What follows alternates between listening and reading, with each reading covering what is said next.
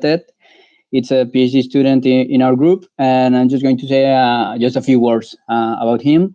He has in nanoscience and nanotechnology from UAB. Actually, he did his final project, bachelor project, in our group a few years ago. Actually, 2010. He was actually the one of the pioneering students working on this idea that we have with micro nano batteries in collaboration with Neus Sabatev and Jaume Esteve. So after David, there were some other students still working on this topic, and very recently we finally reported the work in an article in Nano Energy. So his contribution to the group was relevant. But then he went to perform a master in Denmark, University of Aalborg, also in nanomaterials and nanophysics. And there he was working on fuel cells and the degradation of membranes under high temperature. And it was after that master when we were actually when we got this research project EcoTronic from the Spanish Science Ministry, and we were looking for a PhD student to join us. So David heard about this opportunity and he wanted to come back to CNM, and it was a perfect timing. So he got the scholarship from the Spanish Ministry and joined us to do the PhD project in collaboration, as you will see, with 3 different groups from CNM and under the framework of this Spanish project. So we of the final outcome of this and that we were able to meet him again. So today he is just going to show a little bit about the objectives of the project and the different names and some of the work that he has been doing so far. So with that, I let David to start. Thanks.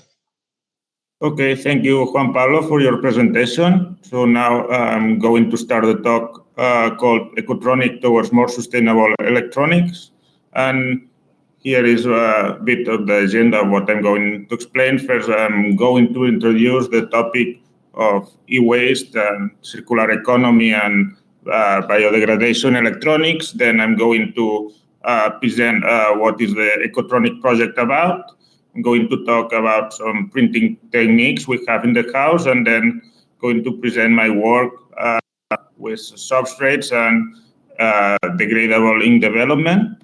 So first of all, currently there is a huge issue with which is the big amount of e-waste generated. And e-waste, we understand e-waste as any kind of waste derived from electronic and electrical devices, which could be, for example, lamps, laptops, mobile phones, refrigerators, or any kind of household appliances.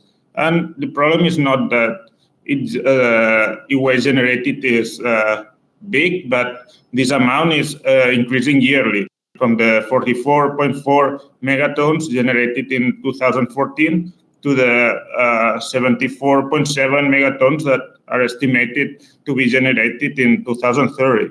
And actually there are different reasons for this increase. First, the capital income of people in the world increasing, so people at the end they have more money to buy more electrical and electronic equipment. Then the new necessities for new devices are constantly created, and an example for this is the Internet of Things. We want to have a lot of different devices to control any aspect of our environment, but of course this also generates a lot of waste. And then a lot of company choices that are related with a linear vision of economy also contribute to this waste generation, such as short product cycles with practices such as program obsolescence or designs that difficult to repair the devices when they stop working. And the problem with this generated waste is that it's very difficult to complex and difficult to manage because it contains a lot of toxic substances and also many huge variety of elements from the periodic table are used in the electronic devices, and most of them in very little amounts, and this makes it very complex, expensive, and energy demanding to recycle this waste. And as you can see here, due to this complexity for recycling, less than the 20% of the generated e-waste is collected for formal recycling. And what happens to this e-waste that is not recycled properly? So most of it ends up in developing countries, piling up in dams or being dismantled in unsafe conditions, which represents health and environmental issues due to exposure to these toxic substances. And also, there's a loss of valuable materials such as gold, silver, and other metals, and also increased emissions of greenhouse effect gases. This can come, for example, from gas leakage from the refrigerators, or because not recycling implies having to mine to obtain the materials, and this has a huge energetic cost and gas emission.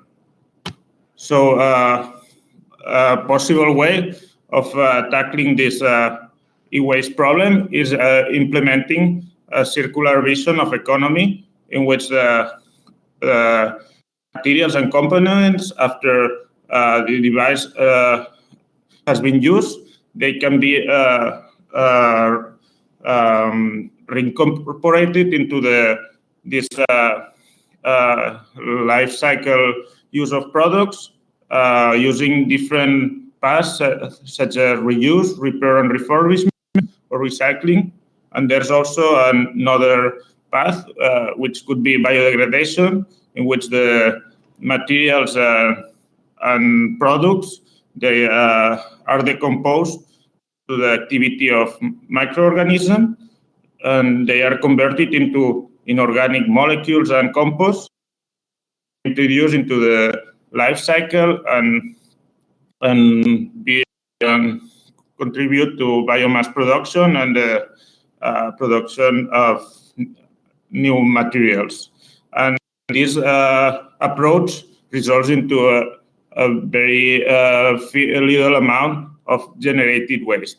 But to implement this circular economy, it's very important to rethink and redesign the products we make.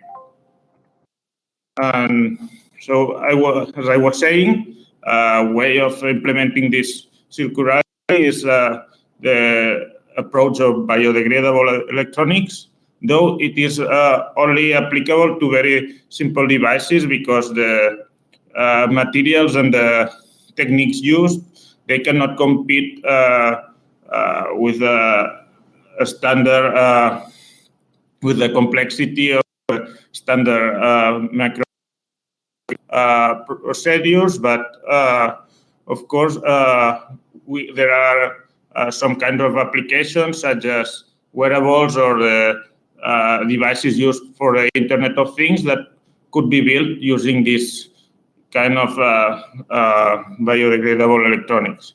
And we have multiple materials we can use as substrates and insulators. We have natural polymers such as cellulose, chitosan, silk starch, and a lot of synthetic polymers. And then for conductors and semiconductors, we can use carbon materials, including graphene or carbon nanotubes, and some organic conductive polymers, and then composites using an insulating polymeric matrix and one of these conductor materials as a filler. So now I'm going to present you this project has the objective of developing printed devices on novel paper substrates and using degradable inks. We want to use a huge variety of printing techniques because every component will have different needs.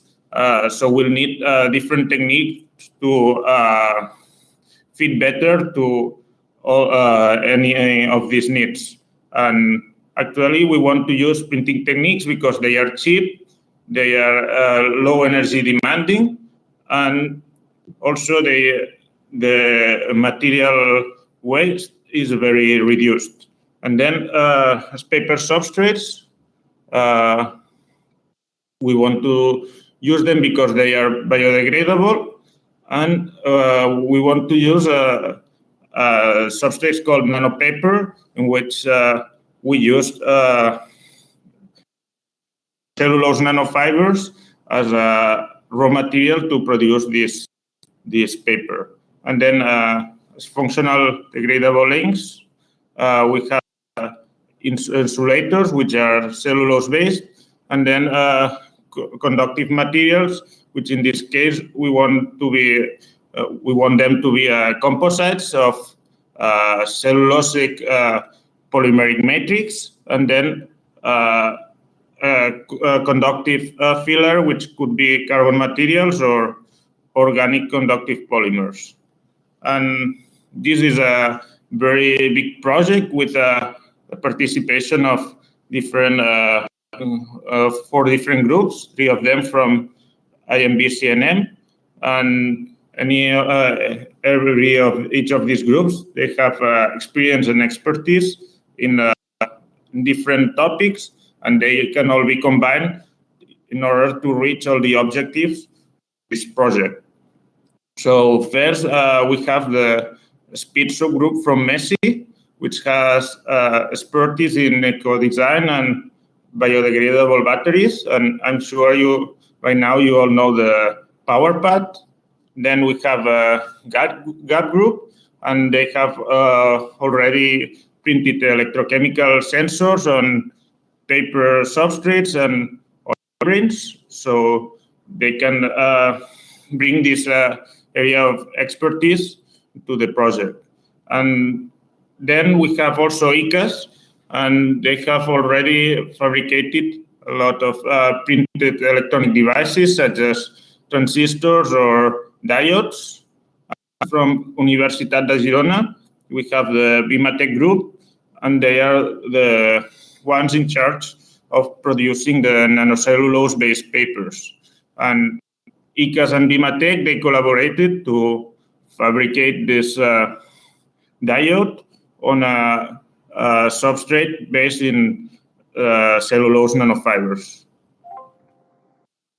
So this is here we have a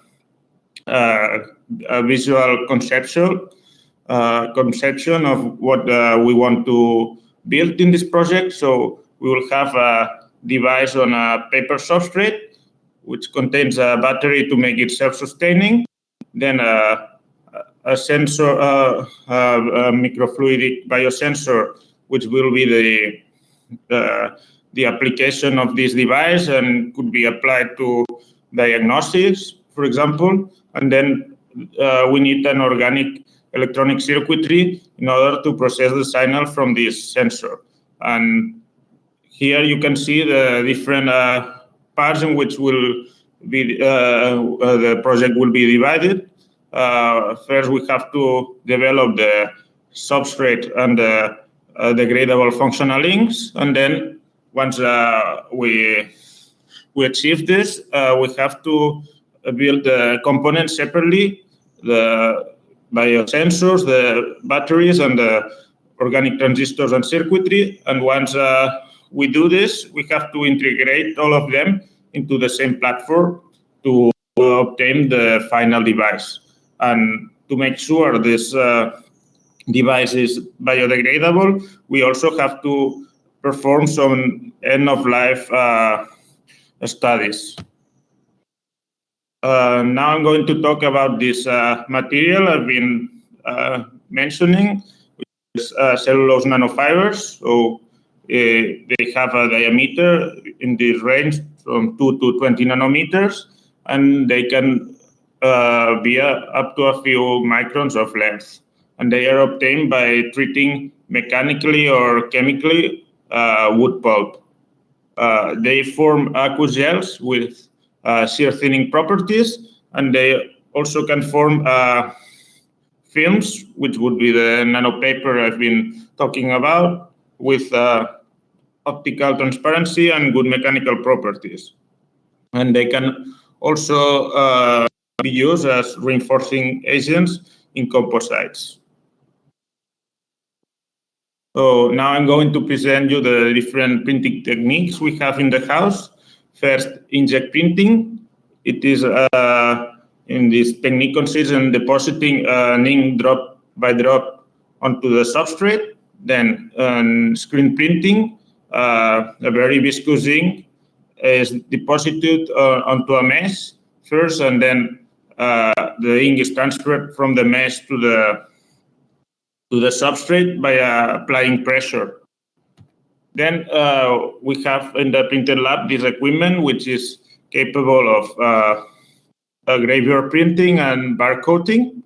In gravure printing, a pattern is transferred onto the substrate by using a roll, and then barcoding, it's capable of depositing uniform films onto a substrate you want. And lastly, we have the last incorporation into the printer lab, which is this DMD Kellen, in which ink is deposited using a syringe and pressure tear, and then it has the advantage of having a very broad range of viscosities for the inks you want to deposit. And now I'm going to talk about what I've been doing. One of the key points of the project was studying substrates. So I started studying a lot of different commercial substrates, from office paper to papers for specifically for electronic printing applications. And you can see from these SEM images that they differ a lot from one to another. And here it is important to mention that roughness has a very important role, because a higher roughness means that there's a better ink adhesion and also better pattern fidelity, but the printing level will be less conductive. And also I studied some of the nanopapers produced by our collaborators in Universitat de Girona, and we got these substrates from 3 different kinds of wood, from fir, eucalyptus, and abaca. And this is how they look in the macro scale. And the thickness of these substrates is between 80 and 100 microns.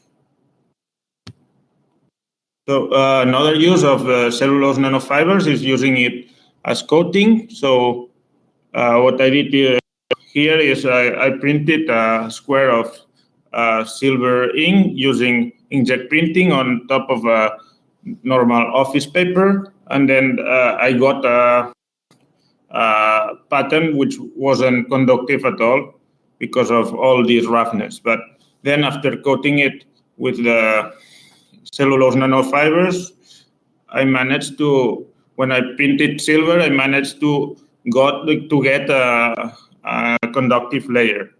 And this test of printing silver squares was performed on top of all the different substrates I studied, and then I measured the conductivity of these printed squares using the Van probe station and source measurement unit. And actually, I studied this the heat resistance values and as a function of the substrate use, the time of sintering, and the number of printed layers. And as you can see, I actually did a lot of measurements. But what we can conclude is summarized here. First, that when increasing the sintering time, you get lower heat resistances, but there's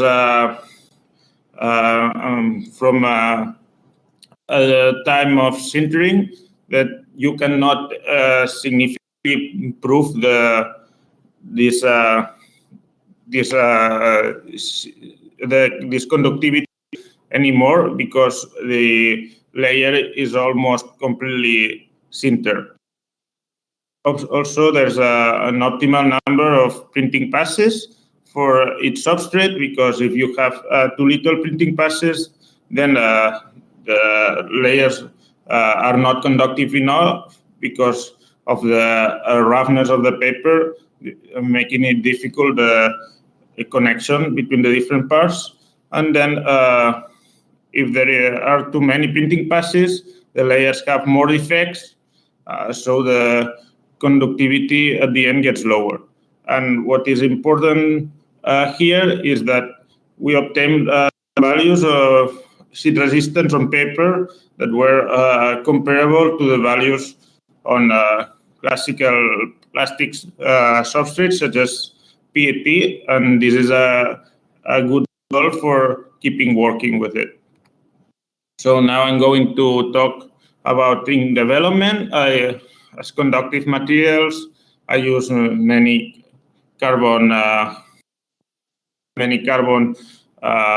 materials for our test. From carbon nanotubes, graphene, reduced graphene oxide, graphite, or carbon black, and also PSS, which is an organic conductive polymer. And we've tried also different kinds of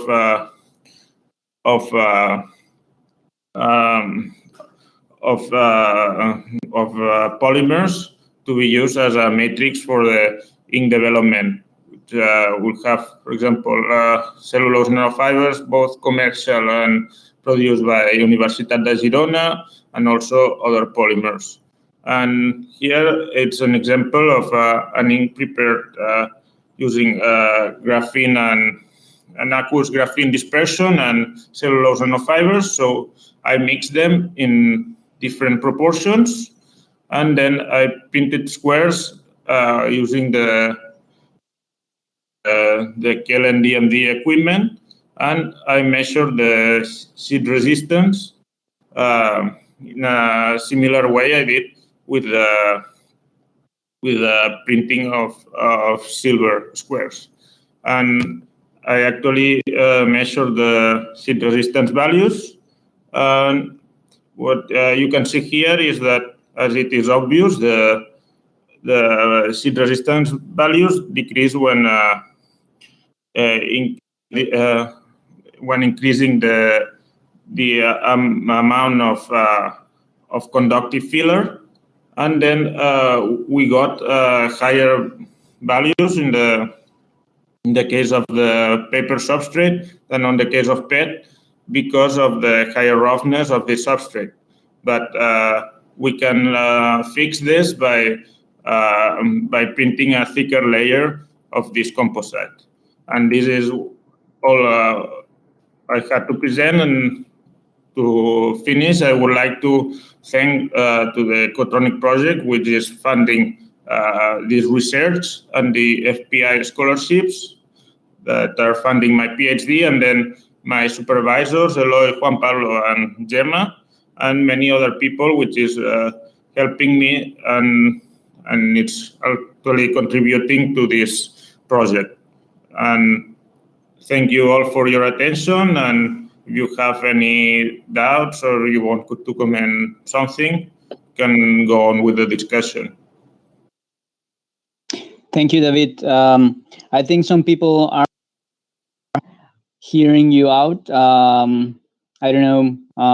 Some of us we heard you all along your presentation, but some of them lost you for a second. I think some of them are just refreshing, but still, I think we have some time now for questions and to go through some parts if someone wants to know a little bit more. But in any case, thanks for the presentation. I think it was a very clear overview of what the project aims and what you're working on.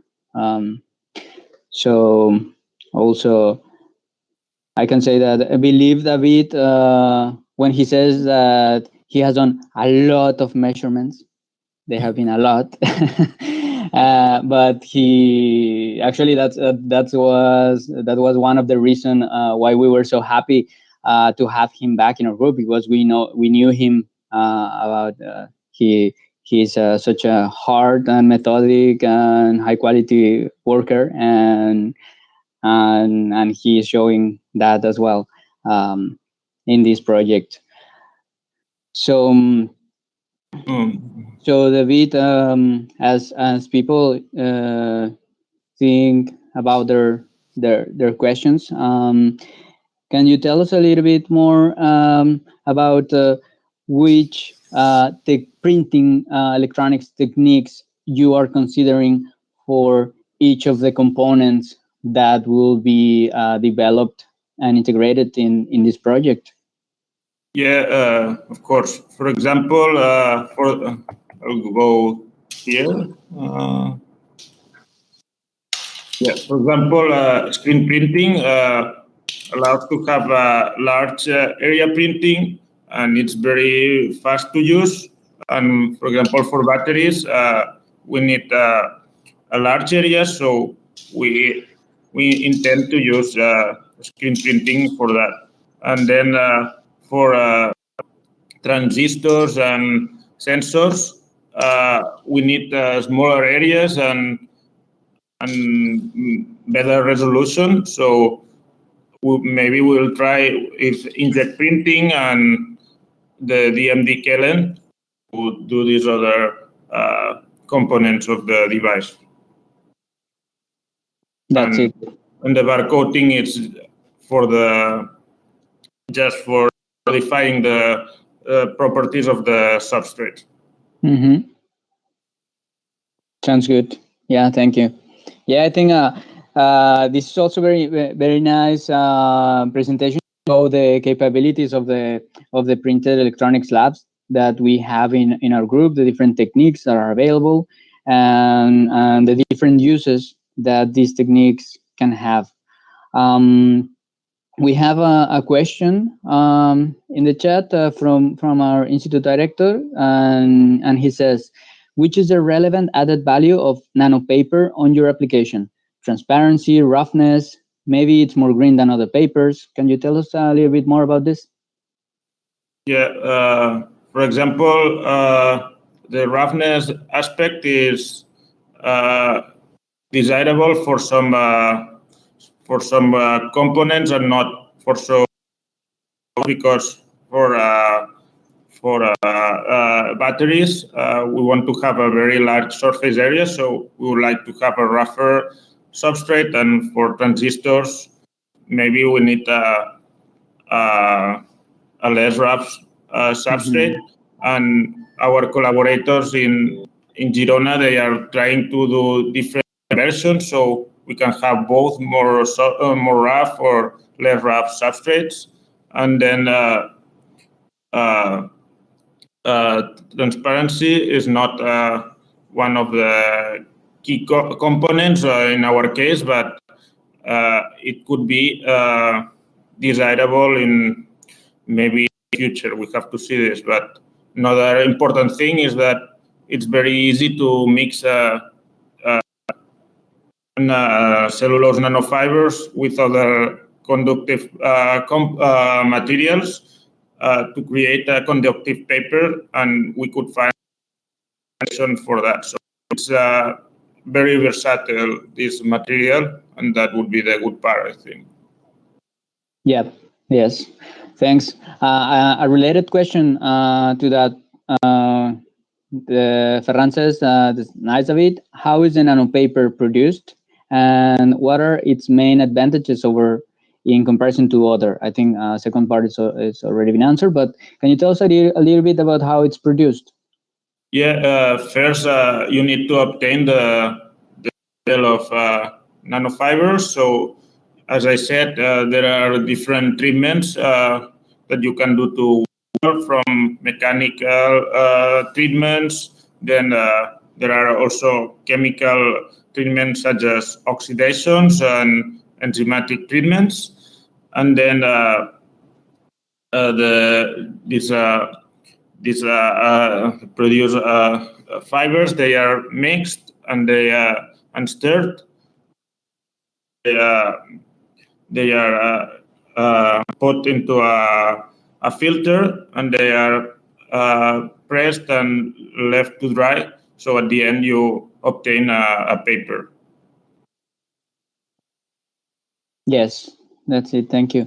Yes, it's related to the typical process of creating paper, like writing paper, but it's probably the difference is from the type of fibers, the size of the fibers that you start from.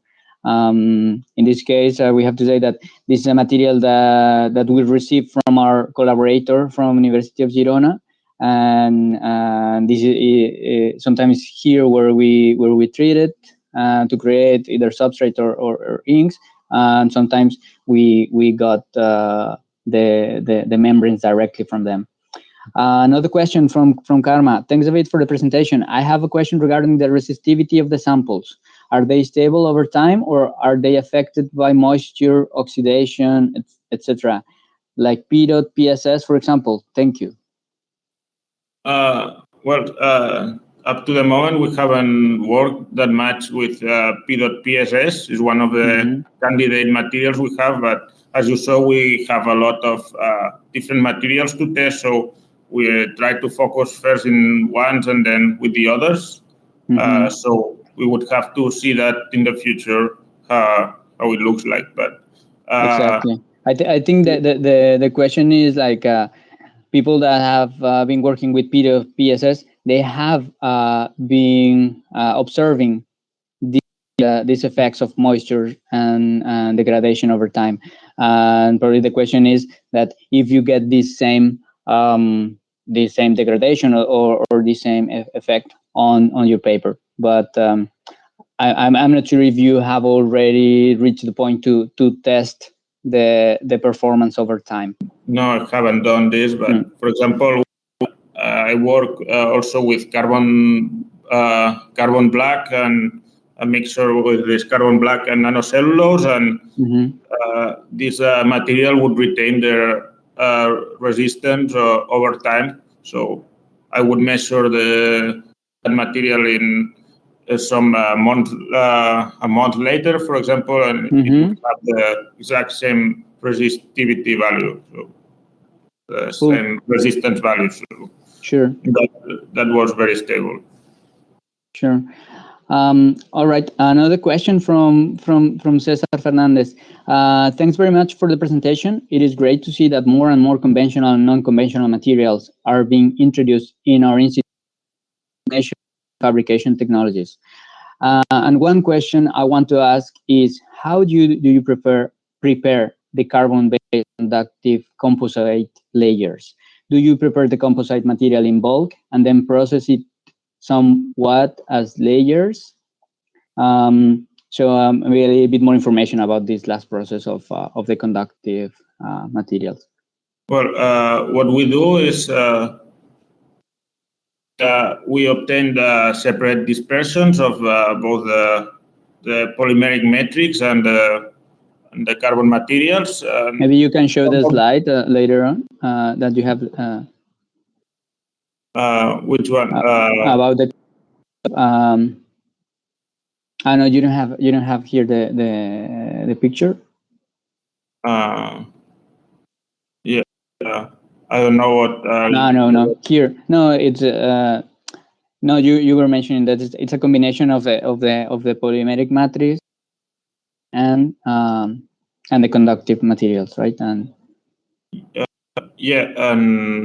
well, so first we get the separate dispersions, and some of these dispersions we order them, and the others we can get them commercially, and then we just mix them and sonicate them, and to try to make a homogeneous ink. So then we just deposit it on the substrate, and if we want to obtain thicker layers of this material, we just repeat this methodology. So we print it many times until we get the thickness we want. Yeah, I think there are two ways this composite can look like and can be processed. It can either be a solution or a hydrogel that from which we make an ink, or it can be a substrate that already contains this conductive part, either particles or solutions or conductive polymers, and we receive it like that from our collaborator. Yeah, exactly. And in the case of the substrate, it's done the same way. First, you have it in dispersion, you mixed it, and then you let it dry to make the substrate. Yep. All right. So next question, again from Luis. How far has the project advanced in the development of the different elements, battery, sensor, circuitry? Is there a more challenging element than other? Yeah. So can you tell us a little bit of the progress and the main challenges? Well, I would say first I would like to say that this play is not made by us. We will get it from other people. So we will focus on the substrate and the other elements in that schematic. And so far what we have working more with, it's with the development of the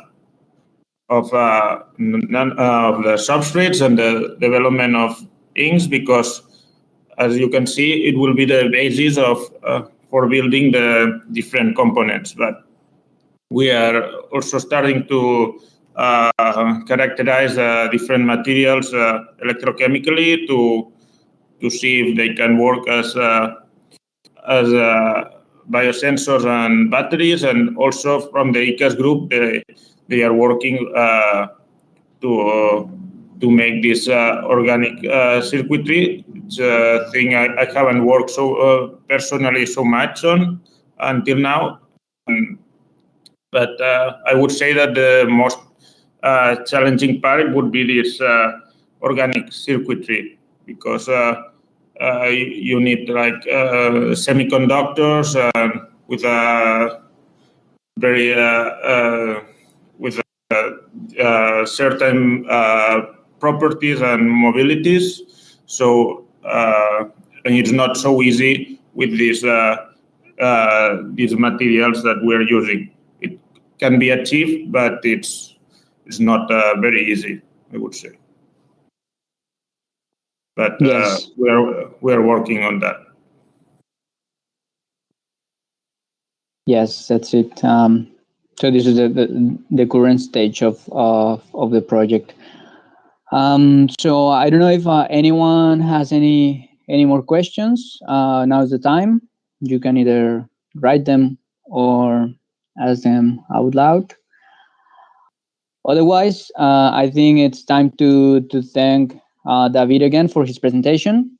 Thank you all for your attention, and we hope that you join the next events